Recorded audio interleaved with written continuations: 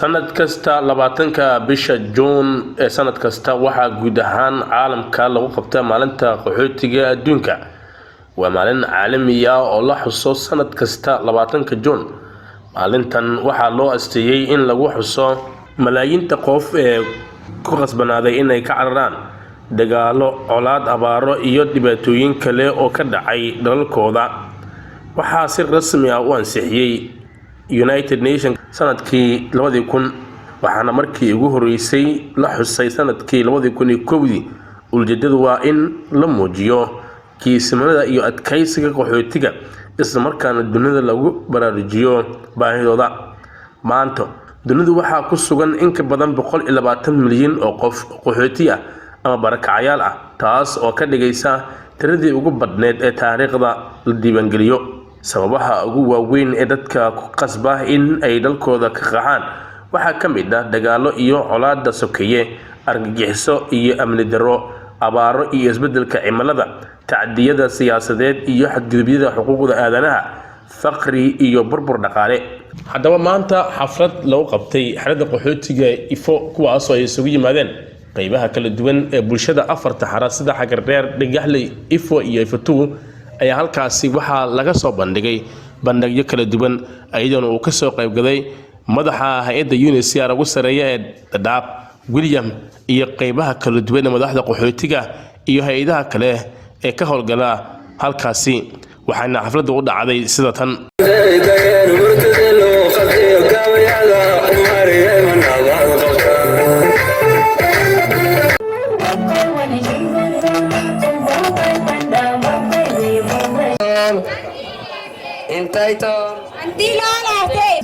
qaxootiga adduunka 2026 June 20 June 2026 teamka sanadkan wuxuu yahay until everyone is safe.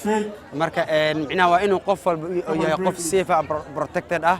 waxaan halkan ugu mahad celinaya dhammaan hay'adaha soo qaban qaabiyay sida refugee organizationska خاصة دالون Give Up Initiative DCRV Galdo Halgan Free نحكله وما عندنا UNHCR RCK إدمان على organizations كوسو قبان قابي مناسبة آت وقرح البدن وحالينا إدمان كليه كحوتي وحكنا هي قلبي كحوتي كمنين لكن physical ما كحوتي كنا لكن قلبي كحوتي كمنين إن شاء الله دمان تنا أسكو حرنانو خلاتو عخوتك خلاتو هاستا وحيت هاي إن الماء جلاسيد إيمانين صرف وبونا جالنجي وبونا الماء لكم أنا حواي إن حواي إن الماء حافظوها دي أمريرية كسو كعين ولغا ديجي وقتين كارش لك الخيبيو لمبروني لمبرتو لمبرتري لمبرفو لغا ديجي مركا أردو حاجرتا أو كارش لمبرتري لمبرفو لغي ساس أوجد مركا أردي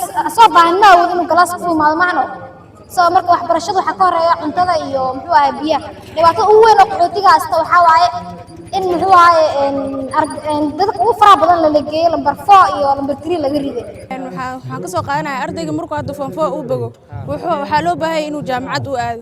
jaamacadda badanaa lacagteedu way badan tahay, scholarship ahaan badanaa ilmaha badanaa ma wada helaan. ilmaha qaar marka jaamacad inay aadaan way ku adkaataa. cunuga dhow wuxuu maxaa la jiro ku fikirayaa inuu aado tahriib uu ku baxo, hadhowna maxaa la jiro wala qabanaya magafa qabanayo. waxaana loo hooyadiisa la soo wacaya, waxaa la leeyahay lacag intaas bixi. waalidkana ma awoodaan. waa ogtahay waalidiinta qaxootiga waxa maxaa la jiro ma haysta. caqabadaha saddexda waxaa kamid ah mid ugu hore waa shaqo la'aan ayaa ka jirta meeshaan. midda labaad dhalinyarada diilaan ayaa ka jirta xerooyinka qaxootiga. midda afraad waxaa ka jira raashinkii oo la qaadan jiray oo laga jaray dadka qaarkiis. One starvation due to budget crisis. When food was reduced, refugee and crisis, there is no food, and when there are few food, people are put into category 1 and 2, 3 and 4. For some of the people who have been put in category 4 and 3, they are vulnerable and they have no food. And even in category 1 and 2, that food is not enough to them. That's one. Number 2, registration. I am from South Sudan, and South Sudan there's still a war, and many refugees are coming here to Dadaab and to Kakuma, and there's no registration. And we wonder why. We are told there will be a registration, and it has not yet been done. Waiting the DR and the government of Kenya to allow our refugees to be registered. Others from the other nationality which can go through RSD, they are also there. And documentation, ID sometimes. Few months, few years have not been easy.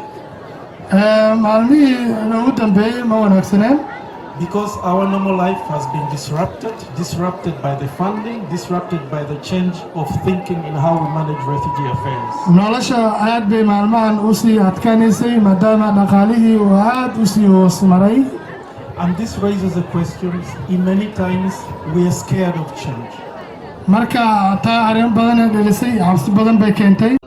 dalalka ugu badan ee qaxootiga ka yimaadaan waxaa ka mid ah Syria, Afghanistan, Suudaan iyo Soomaaliya. xeryaha qaxootiga Dadaab waa xarooyinka qaxootiga ugu waaweyn dunida kuna yaala waqooyiga bari Kenya. waxaa la aasaasay sanadkii 1991 markii dagaalkii sokeeye uu ka qarxay Soomaaliya. Dadaab waxay ku kooban tahay dhowr xero oo waaweyn kuwaas oo ay ka mid yihiin Xagardheera, Dhigaxli, Ifatu iyo Ifo. xeryahan waxaa degan 100,000 oo qaxooti ah kuwaas oo intooda badan ka soo jeeda Soomaaliya, balse waxaa sidoo kale jooga dad ka yimid dalal kale sida Ethiopia, Koonfurta Suudaan iyo Jamhuuriyadda Dimuqraadiga ah ee Congo. inkastoo Dadaab ay hoy u noqotay dad badan oo qaxooti ah, haddana waxaa jira caqabado waaweyn oo ay wajahayaan sida helitaanka cunto ku filan, adeegyada caafimaadka oo xadidan, shaqo la'aan iyo fursado dhaqaale oo yar, waxbarasho aan ku filnayn, saamaynta isbeddelka cimilada iyo abaarta. si kastaba ha ahaatee qaxootiga waxay muujiyeen adkaysi iyo halgan nololeed. qaar badan ayaa ganacsiyo yaryar samaystay halka kuwa kalena ay waxbarasho sare gaareen oo noqdeen dhaqaatiir, macallimiin iyo ganacsato. hay-ado badan ayaa ka shaqeeya Dadaab si ay u taageeraan qaxootiga, waxaana ugu weyn United Nations High Commissioner for Refugees, diiwaangelinta iyo ilaalinta qaxootiga, World Food Program, bixinta cuntada, UNICEF, waxbarashada iyo caafimaadka carruurta, International Rescue Committee, adeegyada caafimaadka iyo horumarinta bulshada. hay-adahan waxay si joogto ah ugu shaqeeyeen hagaajinta nolosha qaxootiga inkastoo ay jiraan caqabado dhaqaale iyo kuwa siyaasadeed. fariinta maalinta qaxootiga adduunka. maalintan waxaa dunida oo dhan laga diraa fariin ah qaxootiga ma ahan tirooyin keliya, waa dad leh riyooyin, hibooyin iyo mustaqbal ay rajeynayaan. waxaa muhiim ah in la xoojiyo nabadaynta dalalka colaad ka jiraan, in qaxootiga la siiyo waxbarasho iyo shaqo, in xuquuqdooda la ilaaliyo, in bulshada caalamka ay garab istaagto dadka ku jira xaaladaha adag.